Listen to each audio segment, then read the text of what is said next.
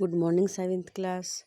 हिंदी का 6 चैप्टर रक्त और हमारा शरीर। ठीक है, ये मैंने आपका इसका फर्स्ट पार्ट आपको पढ़ाया था और मैंने आपको बताया था कि किस तरह से हमारे शरीर में रक्त बनता है और रक्त की कमी से क्या होता है। ठीक है, जब हमारे शरीर में रक्त की कमी होती है तो उससे क्या होता है, एनीमिया नामक रोग हो जाता है। ठीक है, इसमें क्या होता है, शरीर में कमजोरी महसूस होती है, चक्कर आते हैं और जब हम डॉक्टर को चेक करवाते हैं तो हमारे अंदर एनीमिया रोग होता है। खून की कमी के कारण डॉक्टर द्वारा बताया जाता है कि आपको एनीमिया हो गया। अब देखिए, ये रोग दूर कैसे होगा, इसके लिए हमें ताज़े फल, सब्जियाँ, दूध, ये इसके सबसे मेन सोर्स होते हैं जो हमें लेने होते हैं। ठीक है, हमारा जो रक्त है वो मतलब जब हम देखते हैं सूक्ष्मदर्शी के द्वारा तो इसमें कई छोटे छोटे कण दिखाई देते हैं जो 3 टाइप्स के होते हैं: सफ़ेद रक्त कण, लाल रक्त कण, ठीक है, और प्लाज्मा। सफ़ेद रक्त कण होते हैं, जब इन्हें हम सूक्ष्मदर्शी से देखते हैं तो ये मतलब एक इतने हमारे खून में होते हैं, पता नहीं कितने, मतलब ये दिखाई देते हैं छोटे छोटे कणों के रूप में। ये छोटे बालूशाही की तरह होते हैं। ठीक है, आगे मैं आपको पढ़ा रही हूँ।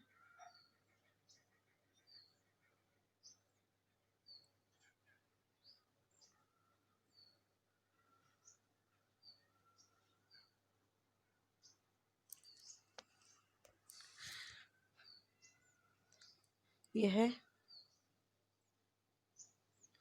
जानने के लिए तुम्हें रक्त के बारे में जानना होगा, डॉक्टर दीदी ने कहा। फिर बोली, अनिल, देखने में ये रक्त लाल द्रव्य के समान दिखते हैं, किंतु किंतु ये छोट ये किंतु सूक्ष्मदर्शी द्वारा देखने पर ये भानुमति के पिटारे से दिखाई देते हैं। मोटे तौर पर इनके 2 भाग होते हैं, एक भाग जो तरल, जिसे हम प्लाज्मा कहते हैं, और दूसरा वह जिसमें कई कई छोटे बड़े तरह के कण होते हैं, कुछ लाल, कुछ सफ़ेद और कुछ ऐसे जिनका कोई रंग नहीं होता। उन्हें प्लेटलेट अर्थात बिंबाणु कहते हैं।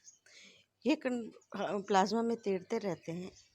इतना कहकर डॉक्टर दीदी ने सूक्ष्मदर्शी के नीचे एक स्लाइड लगाई, उसे फोकस किया और बोली, देखो ने, सूक्ष्मदर्शी द्वारा तुम्हें जो कण दिखाई दे रहे हैं ये लाल रक्त कण हैं। स्लाइड देख मानो आश्चर्य से उछल पड़ा। अनिल, रक्त की बूंद में इतने सारे कण, इसकी तो वह कल्पना भी नहीं कर सकता था। वह बोला, इन्हें देखकर तो ऐसा लगता है मानो बहुत बहुत सारी बालूशाही रख दी गई हो। हाँ दीदी, दीदी बोले, लाल रक्त कण बनावट में बालूशाही की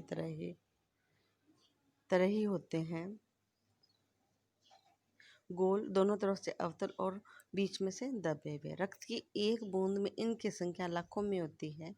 यदि 1 मिलीलीटर रक्त लें और उसमें 40 से 50 लाख कण मिलेंगे, इनके कारण ही हमें रक्त का रंग लाल दिखाई देता है।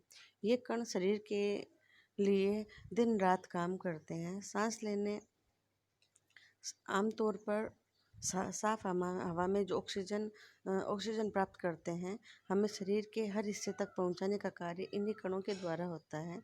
इनका जीवन काल लगभग 4 महीने होता है और 4 महीने होते होते ये नष्ट हो जाते हैं। लेकिन एक कण धीरे धीरे कुछ लेकिन एक साथ नहीं, बल्कि धीरे धीरे कुछ आज, कुछ कल और कुछ उसके अगले दिन, तब तो कुछ महीनों में ख़त्म हो जाते होंगे, अनिल ने कहा।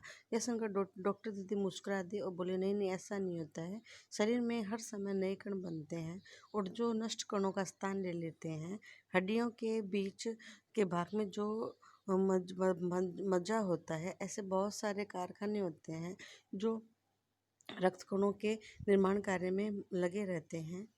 इनके लिए इन कारखानों को प्रोटीन, लौह तत्व और विटामिन रूपी कच्चे माल की जरूरत होती है। यह पौष्टिक भोजन से लेते हैं। हरी सब्जी, फल, दूध, अंडा, गोश्त, उसमें इस पर प्रचुर मात्रा में पाए जाते हैं। यदि कोई व्यक्ति उचित आहार ग्रहण नहीं करता तो इन कारखानों को आवश्यकतानुसार कच्चा माल नहीं मिल पाता है और नतीजा ये होता है कि रक्तकण बन नहीं पाते, रक्त में इनकी कमी हो जाती है। लाल रक्तकणों की कमी से एनीमिया कहते हैं। तो क्या संतुलित आहार लेने से हम एनीमिया से बच सकते हैं? अनिल ने पूछा। दीदी बोली, हाँ, ये काफ़ी हद तक सही होगा।